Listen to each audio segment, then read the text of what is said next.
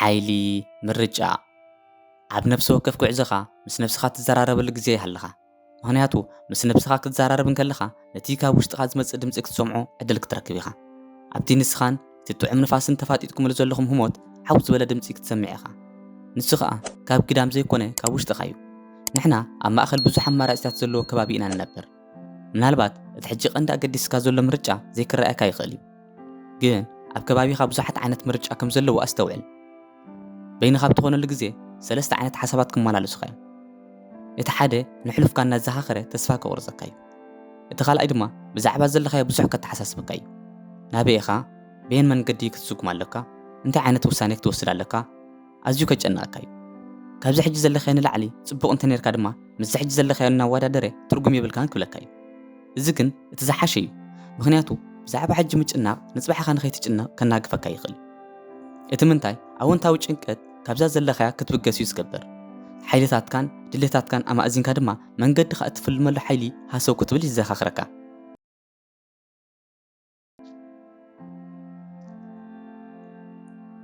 እቲ ሳልሳይ ከዓ ብዛዕባ ጽባሕ ከዘኻኽረካ እዩ። ብዛዕባ እታ ዘይትፈልጣ መዓልቲ ብዙሕ እናበለ ኣብ ዘይተደለየ ሓጹር ከውድቐካ ይኽእል እዩ። ኣብ መወዳእታ ድማ እንታይ ዓይነት ምርጫ ክወስድ ኣሎ ንዝብል ሕቶ ዝያዳ ከገድሰካ እዩ።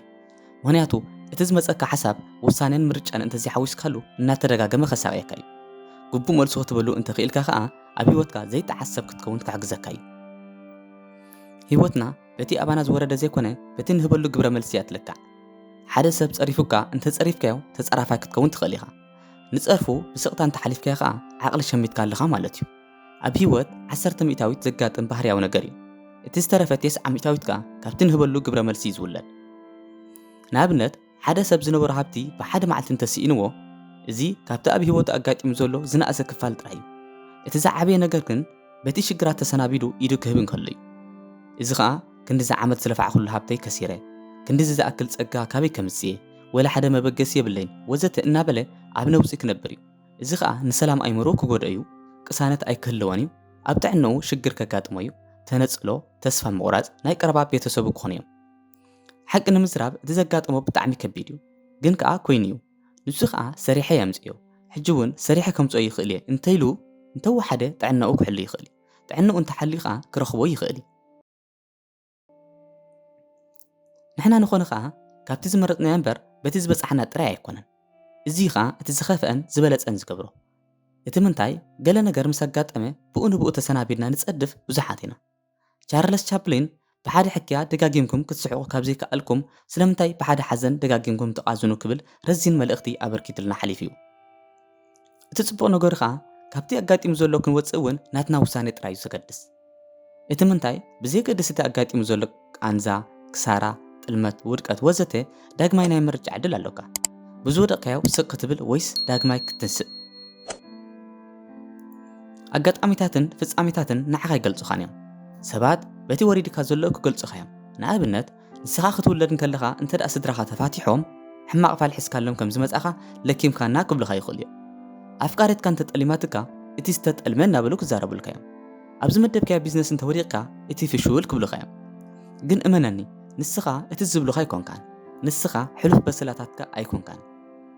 ንስኻ እቲ ባዕላቶም ዝደረስዎ ዛንታ ኣይኮንካን። ንስኻ እቲ ሓቀኛ ደራሲ ናይ ህይወትካ ኢኻ። እቲ ብርዕ እውን ኣብ ኢድካ እዩ ዘሎ። ስለዚ ዛንታኻ ከተጸብቕ ወይ ከተኽፍእ ትኽእል ንስኻ ኢኻ። ዝሓለፍካዮም ሕማቕ ኩነታት፣ ዝወደቕካዮም ዕለታት፣ ዝነበርካዮ ሕማቕ ህይወት ንጽባሕኻ ኣይውስኑን እዩ። እዚ ግን እንተዘይፍቂድካሉ እዩ። እቲ ምንታይ እቲ ዝዓበየ ሓይልኻ ኣብታ ትቕጽል ውሳኔኻ እዩ ዘሎ። ክትበራበር ወይ ድማ ደጊምካ ክትድቅስ። ኣብ ህይወት ኣዝዮም ከበድቲ ዕለታት ከጋጥሙ ይኽእል እዮም። ትብዓት ናይ ውሳኔኻ ድማ ኣብዚ እዩ ዘገድስ። ኣብታ ዝኸበደት ሰዓት ኩሉ ነገር ከም ዝሰኣንካ ውሳኔኻ እንታይ ይክኸውን? ክትቅጽል ወይስ ኣይፋለይን ኢልካ ኢድካ ክትህብ? በቲ ወሪድካ ዘሎ ተስፋ ቆሪጥካ ንድሕሪት ክትምለስ ወይስ ካልእ ዕድል ኣሎ ኢልካ ንቕድሚት ክትግስግስ? ምክንያቱ ኣብ ልዕሊኻ ዝፍጸሙ ባህርያውያን ኣጋጣሚታት ክትቆጻጸሮም ኣይትኽእልን ኢኻ። ኣብቲ ኣጋጣሚ ግን እንታይ ዓይነት ሰብ ክትከውን ኣለካ እዩ ትዝዓበየ ሕቶ። ነፍሲ ወከፍ ምርጫ ድማ ንጽባሕኻ ጽልዋ ኣለዋ እዩ። ኩሉ ግዜ ክትበራበር ከለኻ ዝደጋገመካ ሓደ ሕቶ ኣሎ። ንሱ ከዓ ኣነ መን እየ ዝብል ሕቶ እዩ። እዚ ሕቶ እዚ መንነትካ ስለ ዝጠፋእካ ኣይኮነን፣ ዘለኻዮን ክትኮኖ ትደልን እዩ ዘዘኻኽረካ። ነቲ ሰባት ደሪሶም ዝቕበሉኻ መንነትን እቲ ሓቀኛ ክትኮኖ ትደልን ፈላሊኻ ክትፈልጥ ወይ ከዓ ናብ ቁኑዕ ውሳነ ክትበጽሕ ብዘይምኽኣልካ ዝደጋገም ሕቶ እዩ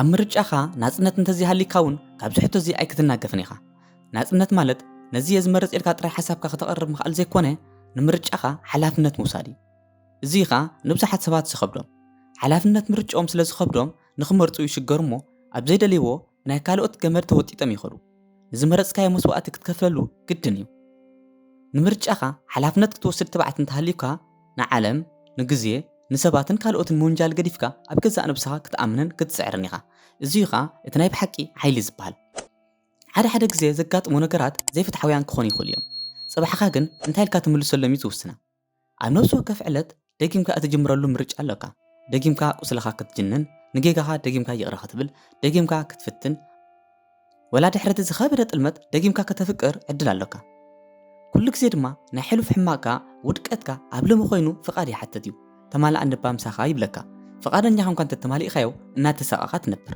ኖ እንተልካዮ ከዓ ሓድሽ ህይወት ትምስረት እዚ ኢኻ ናይ ምርጫኻ ሓይሊ ንመን ትወስድን ምስ መን ትኸይድን ምፍላጥ ገለ ሰባት ምስ ሓይሎምን ዓቕሞምን ከለዉ ከም ዝተደጎለ ሓዊ ኮይኖም ይሕልፍዎ ሓይሎም ንስለ ሰባት ክብሉ ይቕንሱ ብሰባት ከይበሃሉ ደሚቖም ክረኣዩ ኣይደልዩን እዚ ግን ንወላ ሓደ ኣይጠቅምን እዩ ንባዕሎም ኣይኮኑ ወላ እውን ንኻልኦት ኩሉ ግዜ ዘክር ንስኻ ጥራይ ክትህቦ ትኽእል ህያብ ኣለካ ንስኻ ጥራይ ክትሪኦ ትኽእል ገለ ነገር ኣለካ ንዓኻ ጥራይ ኢሉ ዝተፈጥረ ነገር ኣሎ ንስኻ ጥራይ ዝተወለድካሉ ዕላማ ኣለካ ኣብ ዓለም ከማኻ ዝበለ ኣይተፈጥረን ኣይክፍጠርን ድማ እዩ ስለዚ ነቲ ዝተፈጠርካሉ ዕላማ ወይ ተውህቦኻ ኣይትቕተሎ ብዙሓት ካብ ኣበርክቶኻ ዝረብሑ ኣይሰኣኑን እዮም ምናልባት ሰባት ዘይክርድኡኻ ይኽእል እዮም ግን ከዓ ንስኻ ሰባት ክርድኡኻ ኣይተፈጠርካን ኣስተውዕል ንስኻ ካብ ኩሉ ሰብ ዝመጽእ ሓሳባት ኣይትቕበሎን ኢኻ ናትካ ሓሳብ እውን ብሰባት ተቐባልነት ዘይክረክብ ይኽእል እዩ ኣብ ከቢድ እዋን ክልተ ኣማራፂ እየን ዘለዋኻ ከተቋርጽ ወይ ክትቅጽል ዝኸፍአ ግን ሕጂ ዘለኻዮ ህሞት ዝበለጸ ኮይኑ ክስማዓካ እንከሎ እዩ